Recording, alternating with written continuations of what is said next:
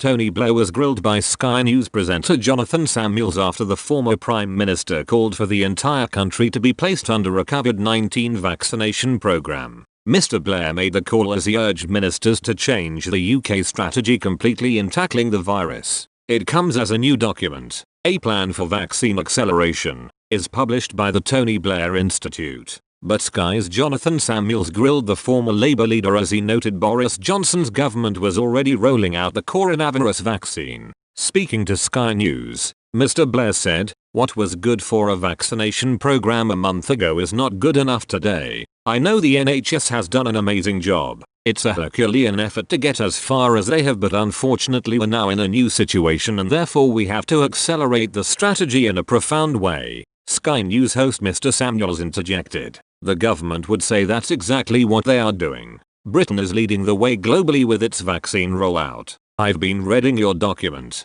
You're talking about maximizing the quantity of vaccines, speed they're available, using the largest number of venues where possible. The government is doing all of this, isn't it?" Mr. Blair responded, "They're not doing all of it yet by any means. I think right now there's a significant number of GP practices that aren't doing vaccinations. Pharmacies, there's a limit on the number we're using. I'm not sure the exact number of volunteers and I don't think we're using occupational health workers at all. It comes as hundreds of new vaccination sites are due to be up and running this week as the NHS ramps up its coronavirus immunization program with the newly approved Oxford University and AstraZeneca jab. Some 530,000 doses of the vaccine will be available for rollout across the UK from Monday, with vulnerable groups already identified as the priority for immunization. The jab will be administered at a small number of hospitals for the first few days for surveillance purposes, before the bulk of supplies are sent to hundreds of GP-led services to be rolled out, according to NHS England.